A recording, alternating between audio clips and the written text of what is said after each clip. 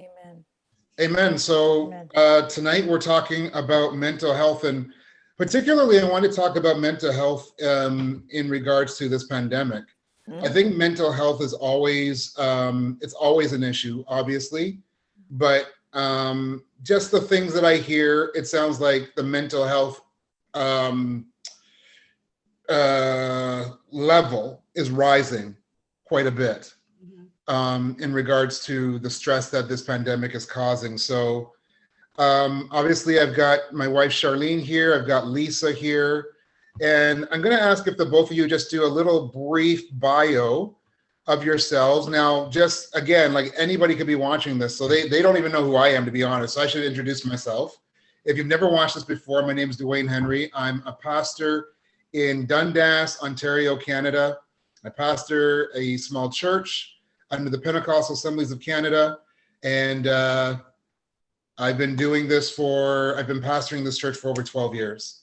And I am married to this lady, and lady in the my top right-hand corner. Yes. If you could share just briefly about who you are and maybe share a little bit about your vocation. Yes, so my name is Charlene, and I am Pastor Duane's wife, and I work as a therapist, a psychotherapist, registered psychotherapist for a couple EAP companies, and I also have a small private practice. I love doing couples counseling, but I work with teens, families, um, people, individuals, and I've been doing it for 12 years. I mean, I've graduated a long, long time ago with my master's in counseling, but I've been doing like full-time counseling for 12 years. Before that, I worked as a chaplain, a prison chaplain, and as a pastor alongside my dear husband. All right, awesome. And Lisa, if you could share with us a little bit about yourself and a little bit about your vocation, and yeah, let's go ahead. I am Lisa Bynoe Stevens, and yeah, I'm happy to be associated with Duane and Charlene. It's been a pleasure to be with them, and so I am en route to being registered psychotherapist. And basically, I've been in private practice since 2007, and I've loved every minute of it. I've worked with EAP like Charlene is doing now. And so right now I actually work with two counseling agencies part-time. And yeah, I work a lot with couples and with young people's issues, whether it's children or teens. Those are my specialties, but I do see everybody. And I've worked a lot with depression, anxiety, workplace wellness and stress related issues, professional women, and blended families. Yes. And foster care also finds me as well. So those are the things, those are my heartbeat for sure. Awesome. Yeah. Well, thanks for sharing that. So, guys, I'm going to get right to the questions, and then after you guys go, I'm gonna ask you the questions. I'm going to let you guys answer them. I might there is an additional question I will ask, and I'm probably going to leave my additional comments and stuff after we get through the questions, if that's okay.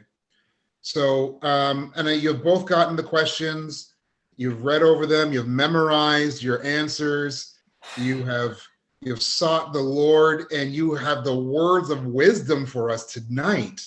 Hallelujah, Pastor Duane. That is so wonderful. So Hallelujah, Pastor we're Duane. looking forward to just getting the glow, getting the power coming over us. So anyway, all right. Pray hard, Pastor Duane. Of course.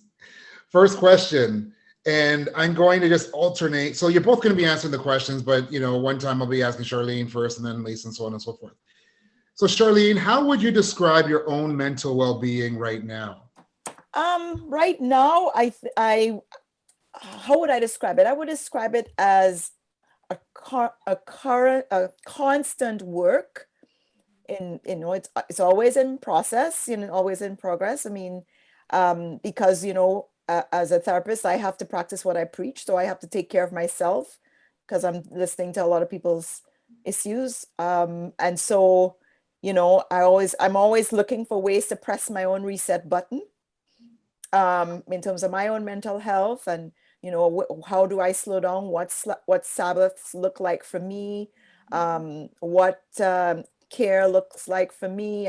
You know, I mean, you're my husband, you know, I'm very, that my relationship with you is very meaningful, is important. Family time, sitting around the table with my kids and spending time with them, those things are important. So I look for the things that are important, try to do the check-in, and I'm always trying to learn and to grow. So I hope that that answers the question. I'm kind of always in process. Okay, that's fine. And just check the bottom of your screen, Charlene. I think somebody's trying to get in. I don't see anything. 3%. I don't see anything. Did somebody Okay. text you? Yeah, somebody, it's okay. I'm not seeing anything. Tell them to try again. Okay. Lisa, how would you answer that question? I've been trying, it's an everyday work. I would definitely piggyback on what Charlene just said. It really is everyday work. This is an unusual circumstance that we're in because all of us are in it together. Yes. And so at the same time, you know, we're there helping people. You know, some people we were already helping and then COVID hit, and then some people came to see me, you know, because of COVID, you know, kind of adding another stress layer. So, you know, like Charlene said, I have to practice what I preach for sure. I had an added chuckle to myself because back in February, I was asked to write an article on work-life balance. And that it was literally published at the start of COVID. And so I had to literally stick with what I wrote, you know, kind of thing. And so have there been late nights? Yes. What my friends and I are all, you know, any of us who are home working, we've all testified to working longer hours and that kind of thing. But, you know, I've had to literally look at my schedule and say to myself and not apologize for carving out, you know, hobby time, you know, time with my spouse and just, you know, I think the two things that are keeping me afloat are Jesus for sure, and some really awesome friends, and you know, and keeping in touch with family and friends for sure. I think every hobby I've had has come to the surface in terms of, you know, being a thing that's kept me afloat, and friends, you know, sending Bible plans and us doing Bible studies together. It's amazing how technology has just come to be a friend as opposed to, you know, something we used to just use on the side, so to speak. So, but yeah, I would definitely say I'm amazed at how the Lord's kept me thus far. Mhm. Yeah, for Mhm. sure. All right. Lisa, second question to you first. What are the current trends that you are observing right now regarding mental health among your clientele, or even that you may be aware of in the community that you serve or live in? Well, you know, I think the one thing that I'm seeing with the clientele that I have in particular, the kids, and I was very concerned about them. The kids that had to go back to school in September were really afraid, you know, and actually voicing much concern about, you know, the fact that they think they're going to die if they go back to school. And so that really struck me. I mean, you know, I was already working with some people and working with anxiety related issues. And so I was really amazed at how people really, to this day, are using the skills that we talked about in session. And, you know, so that was a blessing. But the one thing that really struck me and still does is the fact that, you know, kids were really, really scared and very much concerned that they were going to die. And I'm glad they were telling us that, you know, Alice in their lives. I'm glad they were actually saying that to us for sure. So that's something I think a lot of people are having to deal with in terms of the kids in their life. Just, you know, the added extra. It's not even anxiety; it's a fear, and it is valid. You know. Mm-hmm. Wow, Charlene.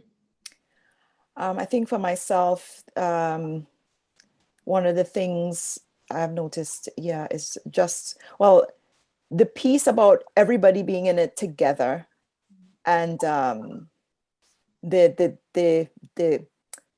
overall, the general rise in anxiety. Everybody has it, like the kids, but I think everybody has this, there's this heightened global anxiety that's there. That I find I don't, as we've gone through the different phases, I think it's simmered down a little bit now. But I found that was the thing that struck me the most, was just how the anxiety was everywhere, you know, among my colleagues, you know, at work. I mean, but we're providing service, but it's with us too, you know, like just everybody has this anxiety. Okay. So that, you know, that was just really, you know, it's interesting, you know, very interesting. Mhm. Well, in my case, one of my colleagues actually got COVID in March, her and her husband. Wow. So, and then she's in one office with us. So it got really real very fast. Wow. And so that's been a concern for sure. Cool. Cool. All right. Thank you, ladies, for answering that question. And some of these questions we might double back on and just ask for some elaboration.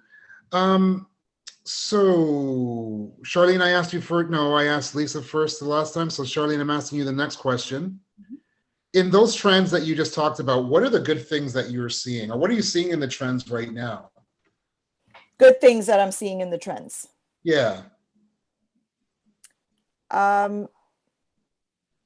I think people are trying to look for the good things, looking for the positives. So some of the good things, of course, the forced shutdown for some people, the forced slowing down, the forced getting to know your family members, being with your family, you know, the forced, I see some families, parents being forced to care for their kids in a different way, you know, so you know, that kind of awareness rising to the surface. So those are some of the good trends, right? That's your question. Yeah. Yep. And Lisa, what about you? What would you say? I had a couple that keep surfacing to mind. You know, who's in your house is it's all of a sudden become really important. And so, and I know we've heard different news reports about increase in domestic violence, but interestingly enough, I had a couple that was really struggling with their relationship. And this whole shutdown, you know, was really, it was almost like a test for them. They actually went on vacation at one point, and there was hardly anything to do. You know, it was you know, they just, you know, had a trailer kind of thing, or I shouldn't say just, but they had a trailer, and they survived because I think they're realizing, like, you know, when everything is taken away, you know, they're left with the four of them. And so I'm seeing a lot of people really trying hard to you know, connect with their family members, which I think is positively beautiful. I want to, I'm saying this and I want to cry, you know, like, you know, the things that used to distract us and keep us busy have been literally taken away.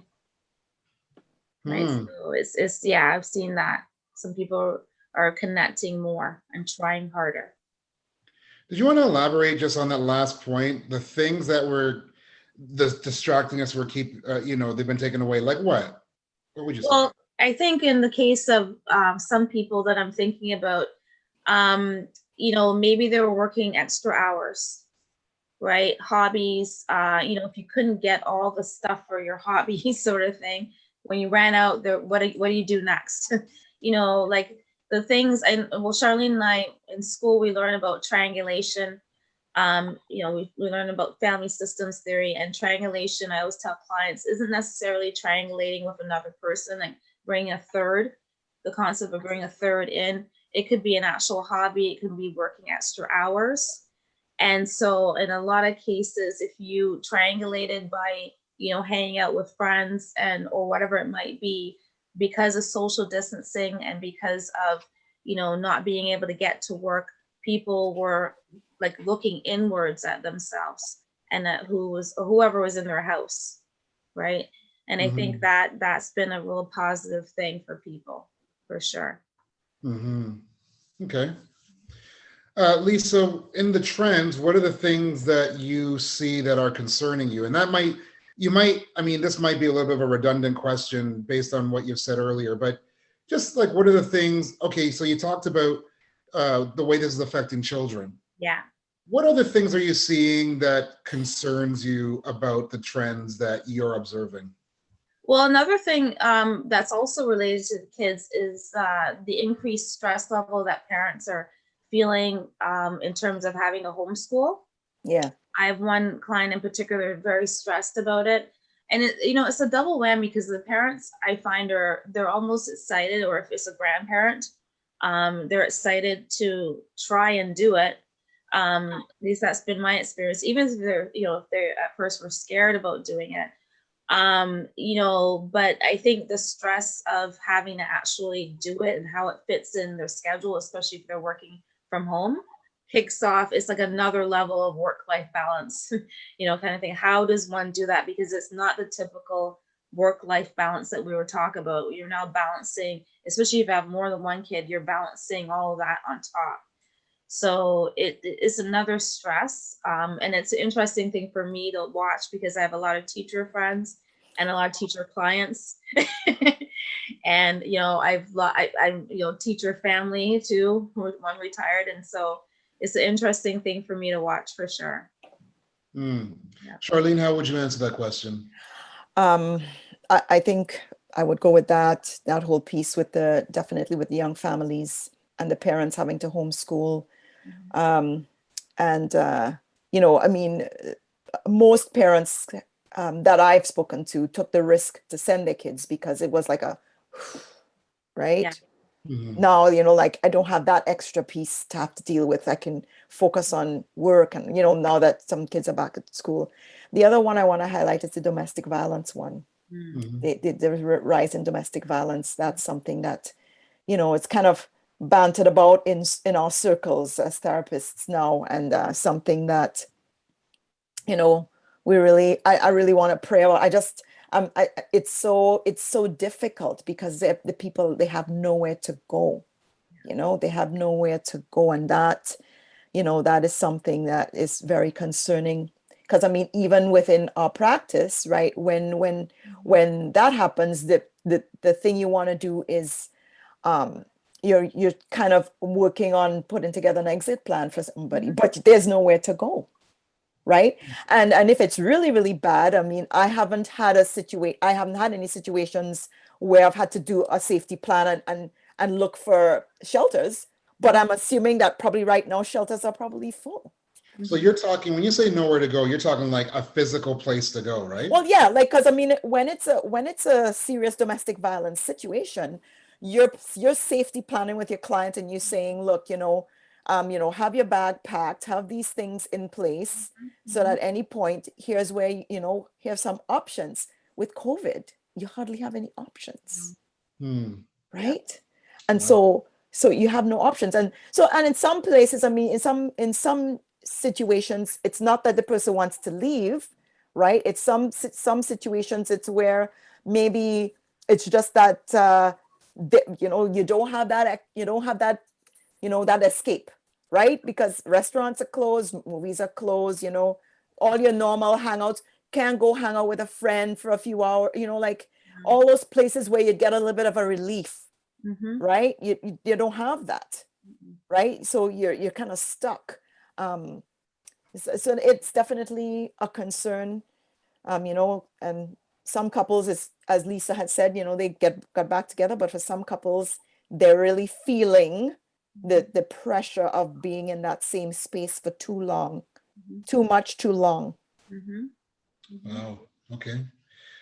All right. Charlene, I believe you're up for this one. What part do you think the pandemic has played in affecting people's mental health? And has it, now here's the key thing with this question. Do you believe that it's accelerated issues that were already present in people's lives? Or do you think it caused issues to arise that previously weren't there? Or do you think both?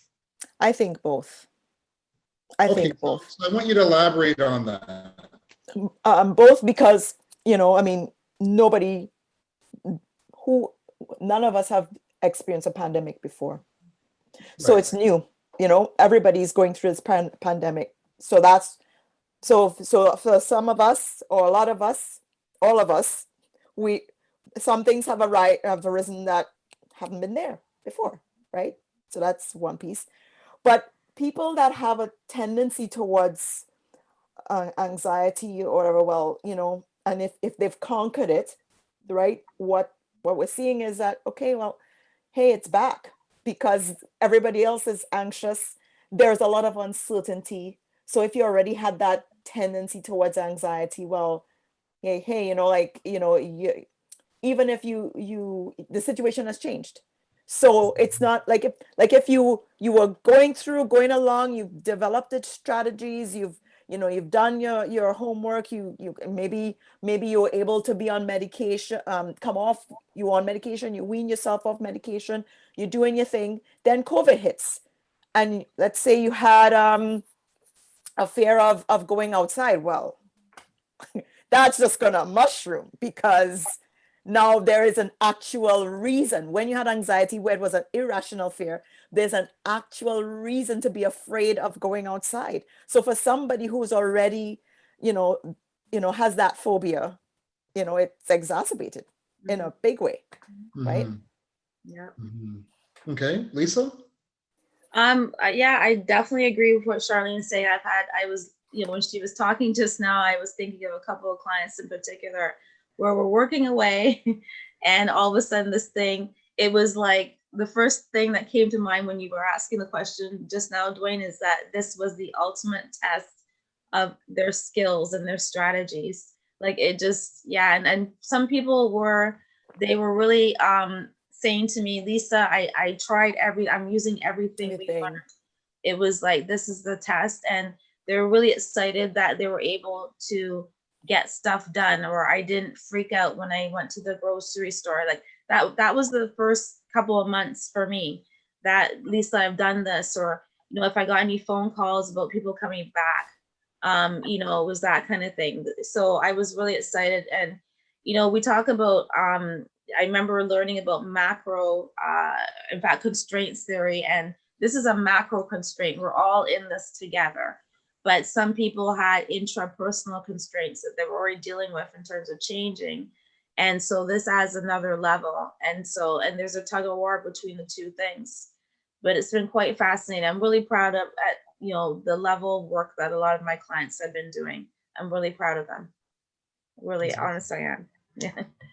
Yeah, that's good. That's good to hear, because I think it's one thing to hear about, yes, the rising levels of stress, but we also need to know that people are handling things. Yeah. That some people are able to use their skills. Yes. Yeah. Yeah, that is true. Yes. Yeah, because this is where all the things that we learn, this is where it comes into play, right? Yeah. Yeah, so that's for good. Sure.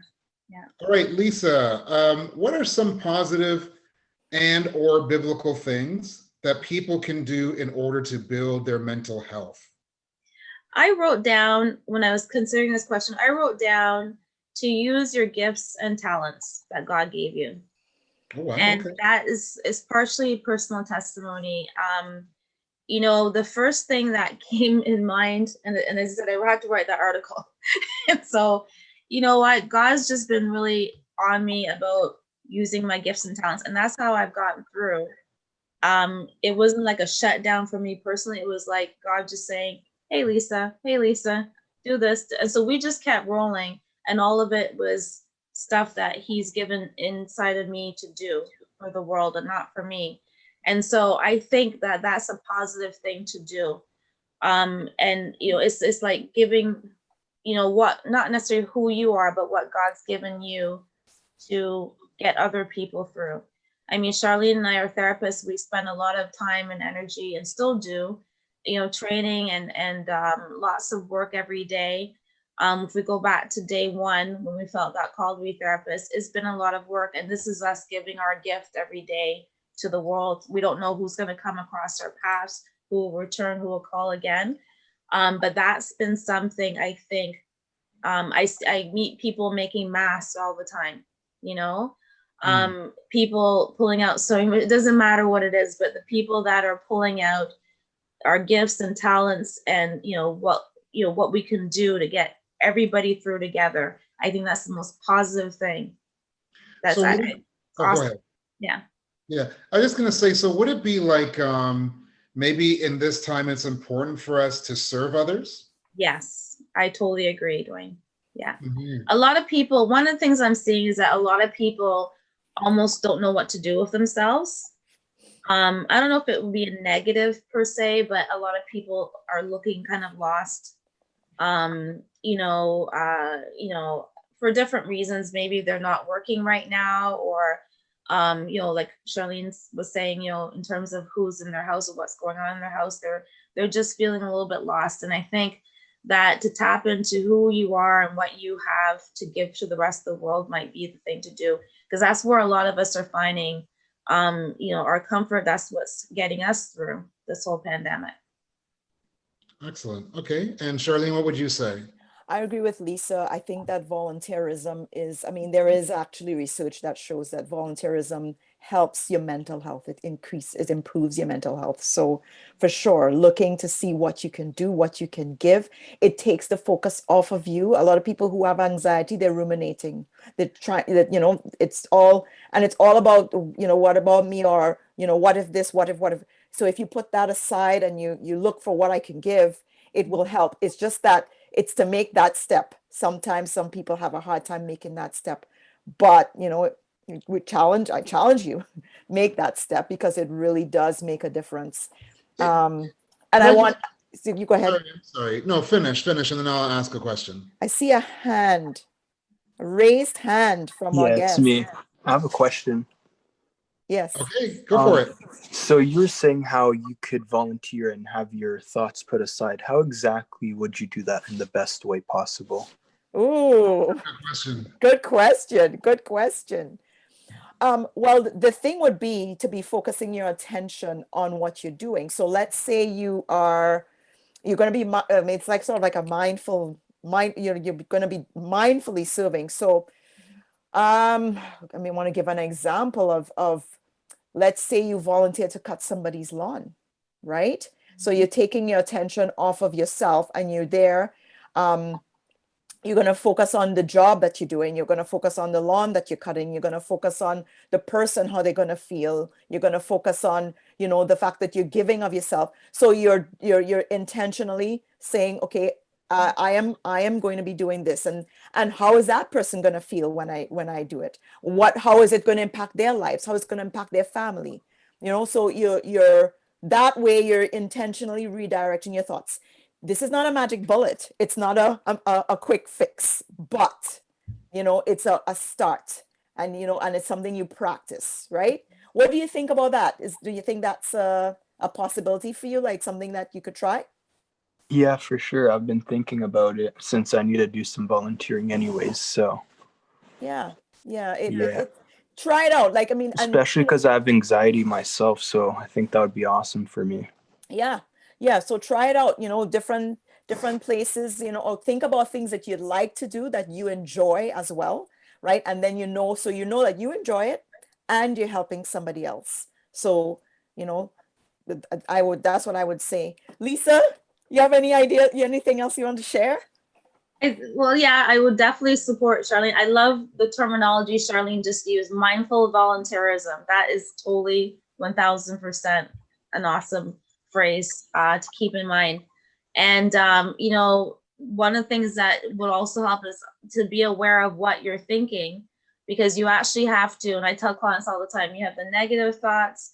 To move to the positive, you got to do the stop in between, right? So to have an awareness of what you're ruminating on, because that's what you're going to stop. And usually, 99% of it's not true, right? But and it takes a lot of work and a lot of practice. So you're actually redirecting your energy as well into positive activity. And I think it's a good thing. It's a lot of work, like Charlene said. It's not a quick fix. It's a lot of work. But it's a practice, and if you do a little bit every day, it's cumulative, but you have to stick at it and practice will help. I also want to just jump in and say too, as far as volunteerism, it doesn't necessarily have to be in an organized fashion or with an organization. Sometimes serving is us being with others and doing something that is just selfless. So for instance, I went on I had a little time off, and my personality is I could withdraw and just be very laid back. And with my time off, I spent some time with some friends, and I thought instead of being withdrawn and laid back and we just whatever, I thought I'd be a little bit assertive, just in finding out what's going on in their lives, being interested, being engaged. Even that little thing is we may not think of it as service, but it's us thinking of somebody else. It's a whole point of putting your mind on somebody else. Versus us acting in accordance with what makes us feel comfortable. Putting yourself in their shoes, yes. Yeah. So it could be the littlest thing. It could be, go cut somebody's grass, go rake some leaves. If you want to go rake some leaves, we got some leaves here. Or, but we have people to rake our leaves. Or it could be just about being present with those who you are with, being present in ways that you know would serve them. So everybody's got a different personality, so you got to figure out their personality. But we know, I mean, so for instance, like me being with my family, I know that and it's actually really funny because just this evening, after my daughter had finished her schoolwork, and then she started talking to me, and I had to make an effort to be present with her. And I even had to say to her at one point, I started laughing. I said, look, to be honest, I'd like to listen to you, but I'm really busy right now. But I had to make that effort to be present with her versus I'm staring at her, but thinking about something else. That's not serving anybody. That's just more, I'm just covering up the blow off. When I was trying to be present, and then I said, hey, let me just be honest. I do want to talk to you. I do want to hear from you, but let's do it later. That's a type of service too. So I don't think we should be dismissive of that. So there's big things we can do. There's small things we can do. That sort of bit. So, but very good question. All right. I don't know who I asked first last time. So Lisa, I'm going to ask you. Sure. Do you have go-to scriptures or readings that you would recommend? You know what? I looked at that question. I started laughing because I love the word. So that was a hard question, but you know what? The pandemic has really brought Psalm 91 to surface for me. And I've used that to pray for other people for sure. Psalm 23 was already running. It was already, the wheels were already turning on that because I got married and moved to Hamilton. Didn't really know too many people. So Psalm 23 was literally dropped into my spirit. And that's also been one that's come to surface a few times. And recently I'm meditating on Proverbs about the wisdom. And I think it has to do with the elections coming up. But I also really find comfort in looking at the characters, the people in the Bible. These are, real stories, real situations. Whenever I've had to use in a Bible study or whatnot, I'm just struck about the reality of the things that they've gone through and how they're not much different than what we go through today. And so I find a lot of encouragement just looking at, people in the Bible, what they went through. Nehemiah, I was looking at Nehemiah last night when I was preparing something. Jonah, Esther, I think Esther was Esther and Deborah, actually, a couple of my friends and I were starting did start a Bible study around probably halfway through the pandemic starting.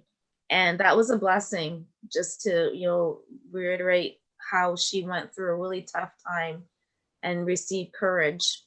God's not mentioned at all in that book, but he's definitely present. And so a lot of people, I think, might feel like, where's God? But that's a great example of how he's present and how he can really give people courage and the victory. Awesome. And Charlene? Well, you took my passage because Psalm 91 is my passage and my family knows that. So that was my go-to scripture, Psalm 91. I was thinking in terms of, I like your example, Lisa, about, just thinking about biblical characters and because their lives are, they lived ordinary lives, and God used them to do extraordinary things. And so, a person that I am reflecting on a lot these days is Daniel, because, like, he stood out in a very troubled time, as a person that was a voice, a wise voice, an informed voice. And I think, so I've been reflecting on his life. The other psalm that I think is a nice go-to one is Psalm 46, I believe it is.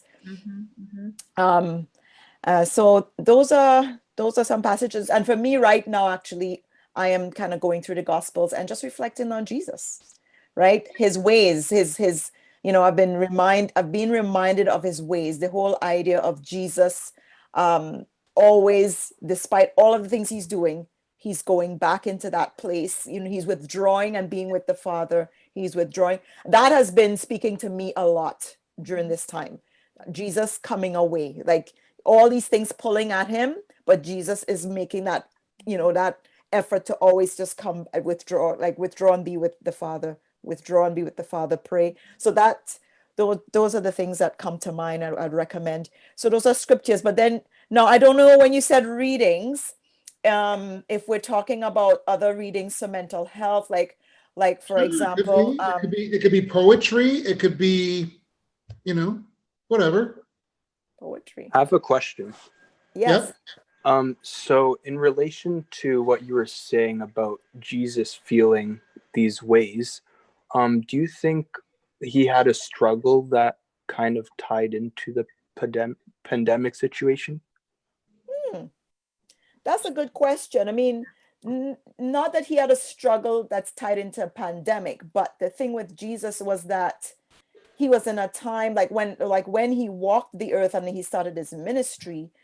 There was a lot of demand on him. There was a lot of demand, because he was healing the sick, he was, sharing good news, and the miracles kind of caused people to follow him. So he was thronged with thousands of people, but he would make a point of saying, okay, I'm not going to go be with the people all the time. I am going to take time to pray. I'm going to take time to pray. And I guess I'm thinking, as a therapist in this pandemic, I'll be honest, there's a demand being placed on us. I mean, we're talking about mental health tonight. There's a demand being placed on us. We're giving a lot. And I'm being reminded that, okay, you know what? I need to be able to pull away and talk to God the Father. He's there to give me strength. The same way how Jesus, people were demanding from him, but he pulled away and did a lot of praying. When you read through the Gospels, he's always withdrawing to be with God the Father to pray. They talk about he prayed overnight, and Jesus was praying when the disciples came. Jesus was praying when it's all, like there's a lot of places in the Gospels where Jesus takes time away to pray. And I think that's a time where he's getting strength. And I think in this pandemic time, with so much uncertainty, with so many things coming at you, so much media, there's a lot of media conspiracy, there's just so much.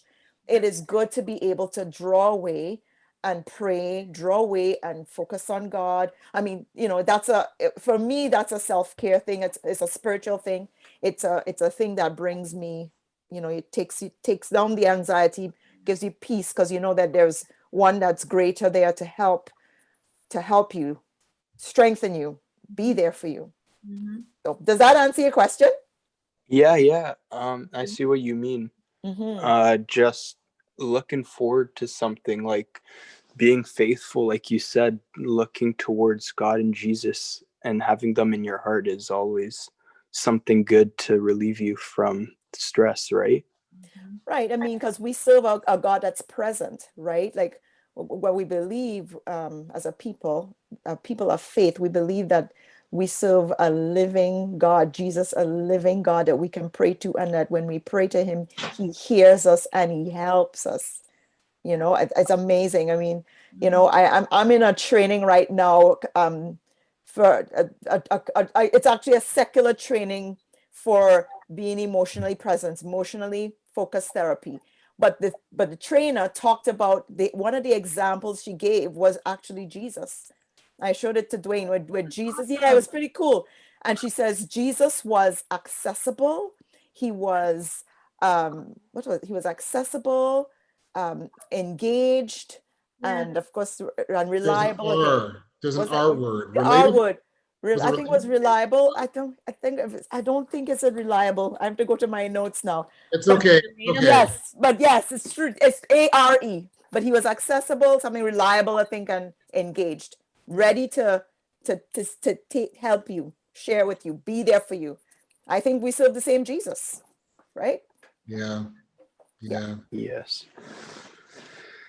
for sure. Awesome. Yeah. All right. Well, that's good. I know for myself during this time, it's James chapter 1, verse 17.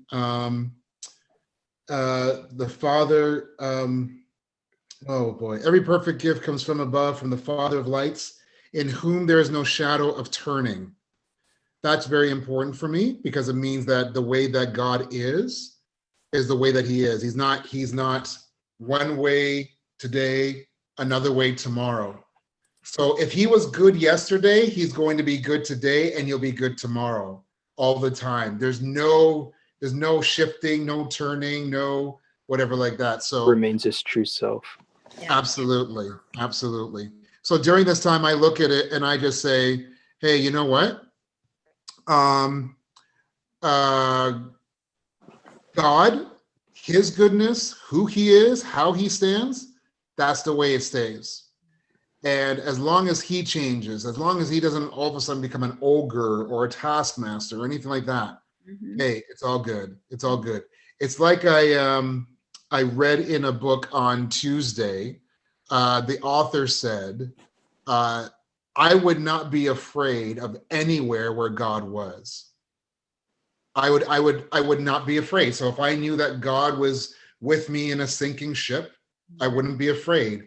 If I knew God was with me in a real heavy duty exam, I wouldn't be afraid. Yeah. If I knew that God was with me in the hospital after bad diagnosis, I wouldn't be afraid. It's important for us to know that God is with us now, and we don't have to be afraid. Yeah. So, all right, ladies, thank you very much. I got 2 more questions actually, and we're 12 minutes and then we're done. So this has gone really well. This one question that I'm going to ask is not on the list of questions, and I think I mentioned this to Charlene. So Charlene, I'm going to ask you first. What do you do if you know somebody who needs mental health help? I'm sorry. What do you do? Well, I guess it really depends, right? So I've had this question. I've had people text me.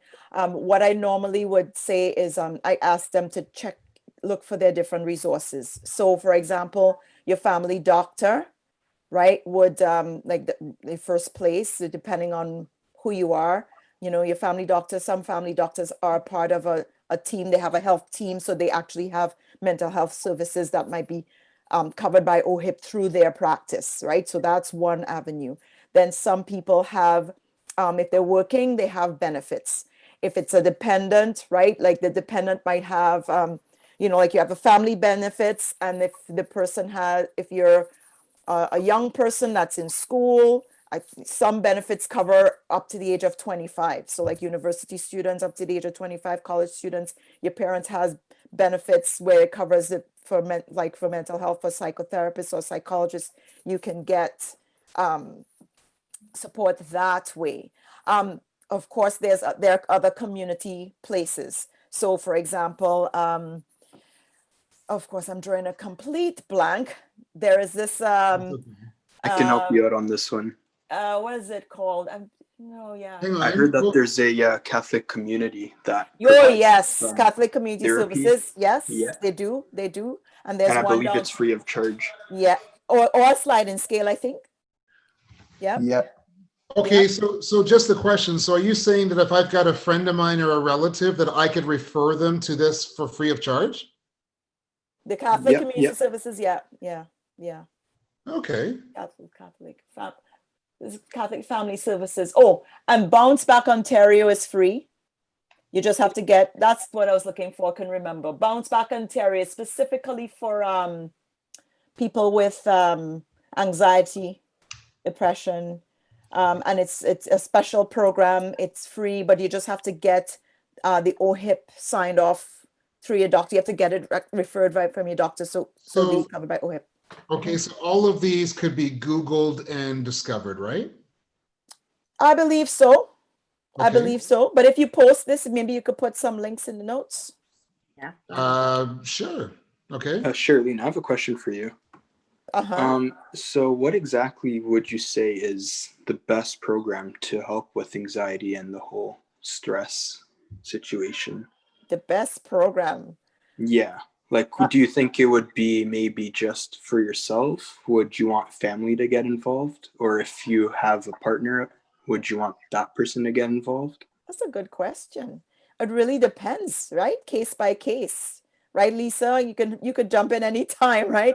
Case by case. I mean, some situations it really depends on what are the triggers, right? And what's kind of perpetuating the symptoms. So if there's a family situation that's perpetuating the symptoms, and the family is open to it, we may want to have a family session where you can help change the dynamic, right?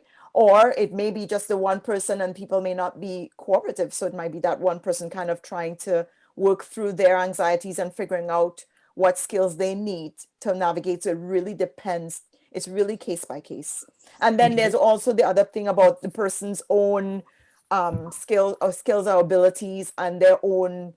So for example, some people are suffering with anxiety and I could recommend a workbook and they'll go off with the workbook and work through it and they'll be fine.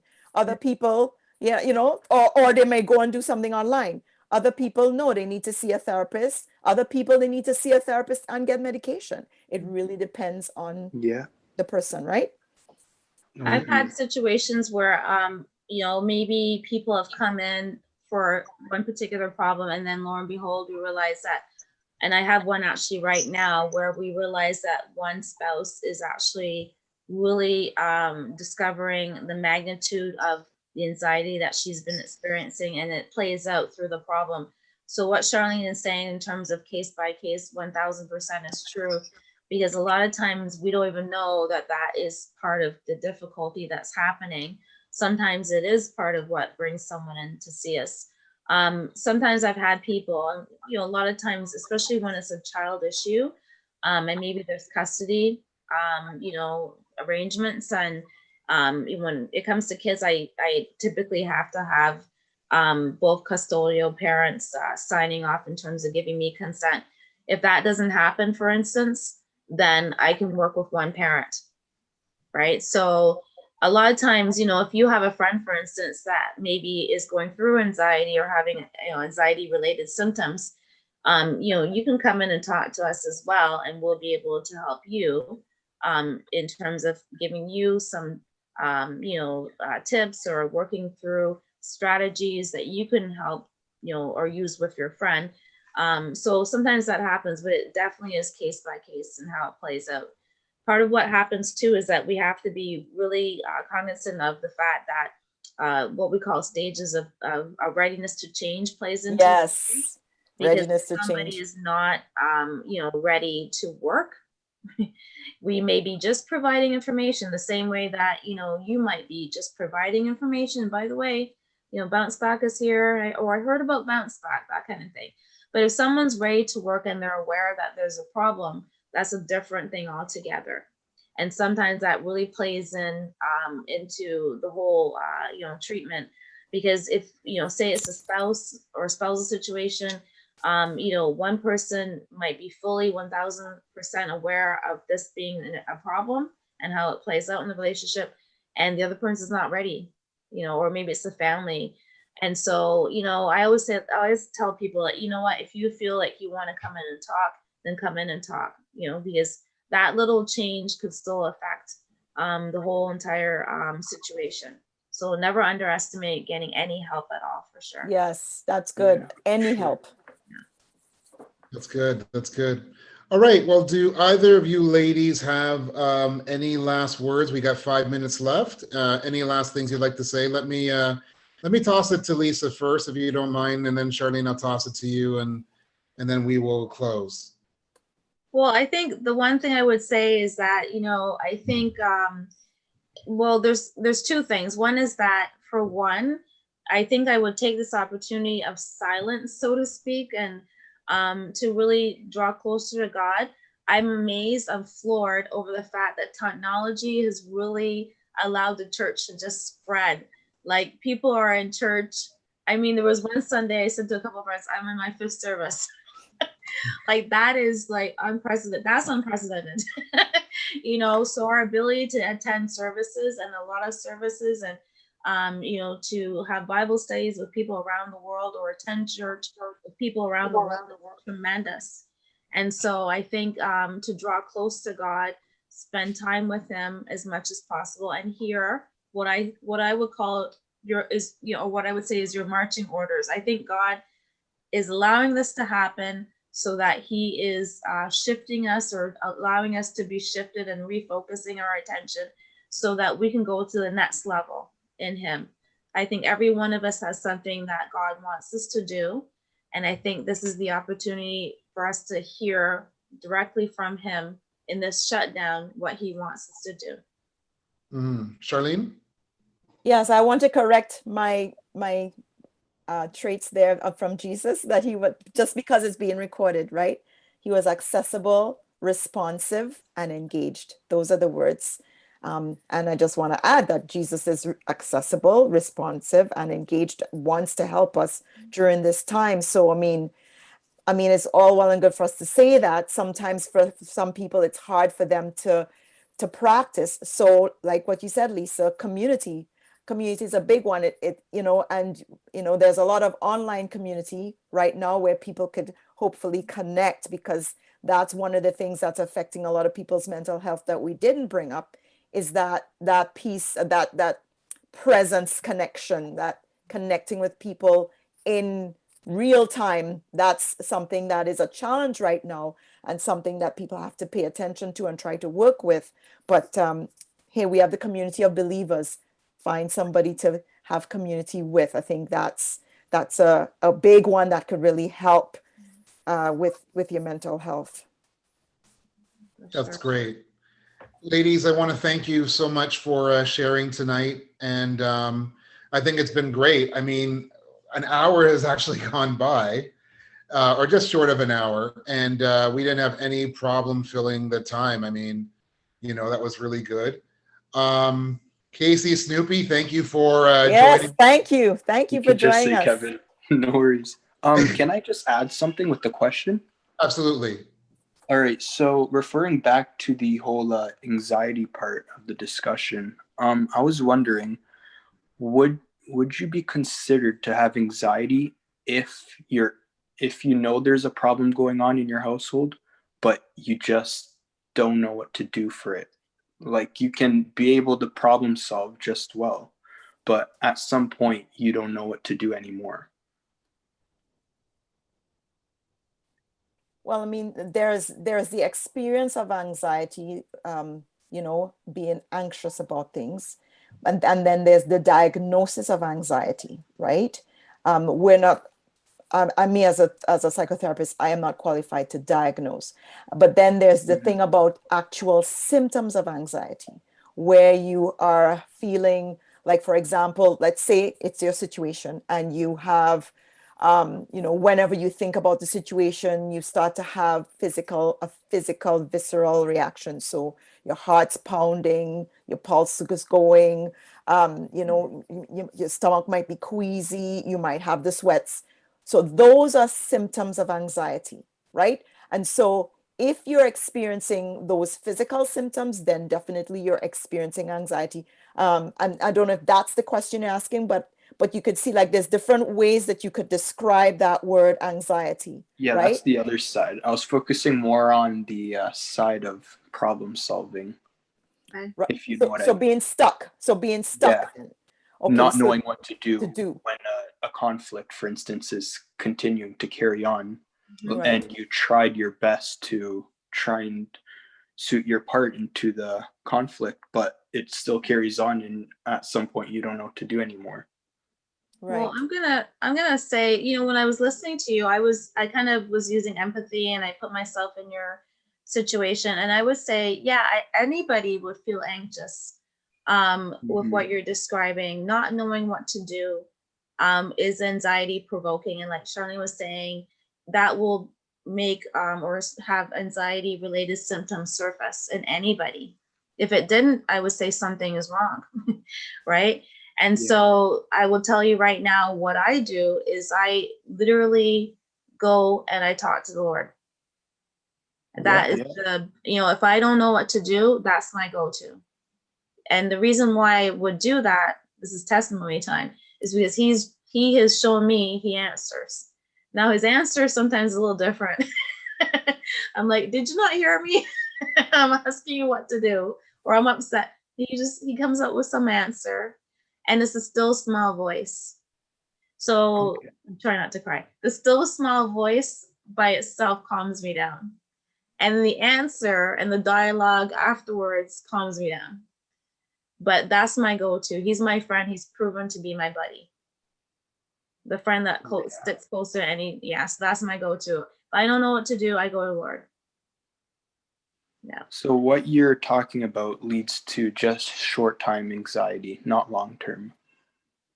Even that, I would say go to Lord too, for sure. I mean, I have clients that have, they've been suffering with formal diagnosed anxiety. They're on medication, and I have other clients that it's more anxiety related symptoms. And so in either case, I'm praying for them and I see changes, right? So that's the thing about being a Christian who practices therapy, is that, whether my clients believe in Jesus or not, I pray for them and I see changes. So that makes me keep praying. That's wonderful. Oh yeah, especially there have been situations, I will tell you, Casey Snoopy, where I'm literally leaving my office going, oh my goodness. And I'm praying all the way home, and next session I get an email saying something's changed. So I will definitely say go to the Lord. What would you suggest if you've got somebody who isn't, and I'm gonna stop this, but this is sort of interesting. So I will stop this though, but what do you suggest, guys, if you got somebody who's not of faith? What would you suggest to them or advise them to do? Good question. I mean, as I said, it doesn't stop me from praying, right? But I mean, we have the strategies. Charlene and I, we both use therapies. Her and I have talked, and her and I use therapeutic strategies that have been tried and true and tested and researched and whatnot. And I feel like they do work. And I think a large part of it, though, is the fact that I got my ear close to the Lord, listening in terms of what to do for each person, right? So I think that first and foremost, I would say go to a therapist or any helping professional, whether it's a pastor or whatever, that has a good reputation, that knows what they're doing for sure. I've heard people get great help from a doctor that has the same kind of stance, right? So that's part of it. But I mean, the other part too is to actually take a step and do something. As I said, it doesn't have to, and I tell clients all the time, and Charlene she made me laugh earlier, because there are some clients, you'll give them the manual, they'll do the entire manual.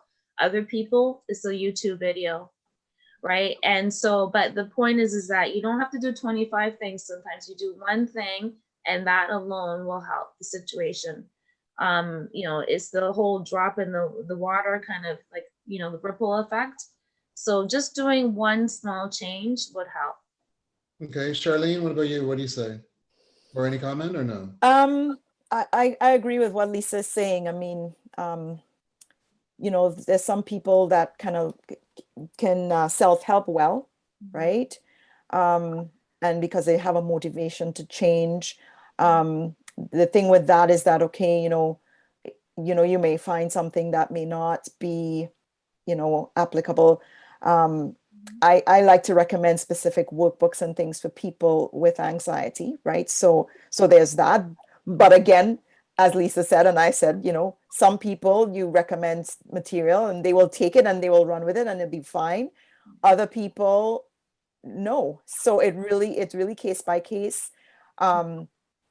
And Kevin, even just a one-time consultation with somebody to sit Yeah, it down can and help for actually, sure. and just hear that, so they can actually hear the actual situation, how it's impacting Yeah, you as a from a different person, point of view. or hearing that person, hearing the situation, how it's impacting them, what's keeping it going, so that then you could specifically target how. So if it's like, because your question, Duane, is like, if the person doesn't know the Lord, if they can't pray, or they don't want to pray, or they don't want to, but case by case, that person will sit down with a therapist. We hear what the situation is, we hear where they're at, how that situation is continuing, and then they get, hey, like, this might be a possible strategy for you, or this might be a possible strategy for you. Some people, it might just be they just need to take care of themselves because they're not sleeping properly, they're not eating, they're running, and they are not slowing down. And some people, that's all it will take. Just that they realize, okay, I need to stop.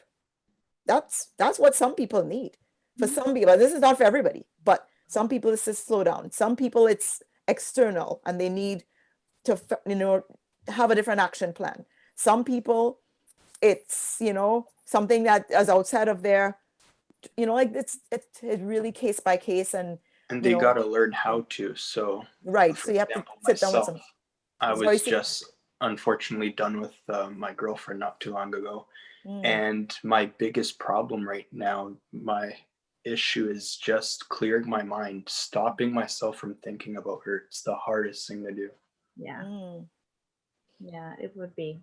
Like just being in bed or trying to watch a movie with your family, and all of a sudden, boom, she just pops up into mind, and right there, you lose focus on being present with your family. Like how Duane was saying, how you can be thinking about something and then talking, you're not really there. And that's something I've been experiencing a lot, not just here at home, but when I'm out with my friend, for example.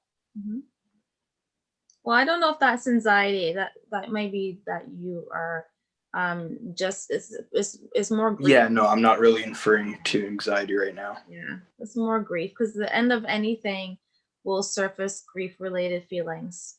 And you spend a lot of time with somebody that you cared about, and so that's probably what is surfacing right now. And a large part of therapy too is actually just being with somebody else. Relationship is a big part of it, a huge part of it. Yeah, that's what I've been wanting. I've been actually looking for a therapist for a little while now, and I just can't seem to find one that's actually free, because I've spoken to a bunch and they're like, oh, how about you give me $500 a month? I'm like, excuse me? Yeah. So it is challenging. I mean, and that's something I'm glad you're bringing it up, because you know what, we probably need to think about how we can make that happen, more free resources for people. I actually ended up linking with St. Joseph's Hospital here in Hamilton, and they're actually free, so I can get some free service there. Good. Excellent. Yeah, that's awesome. It's good to hear. Yeah. Good. All right, well, we're gonna wrap this up. Thank everybody. Thank you all for participating, and those of you who are watching, thank you for watching. If you have any questions or if you have any further comments, please leave a comment just below this video, or feel free to email us at info@lifecommunitychurch.ca. We'll see you in 2 weeks. We're going to be doing a little talk on nutrition during the pandemic. So I hope that we see you in a couple of weeks. So bye-bye. Bye-bye. Everybody, thanks everyone. You're welcome. Thanks for coming. All right. Lisa, thank you. Kevin, thank you. Charlene, no thank worries. you. All right. Take Hope care, everyone guys. has a good night. You too. Nice.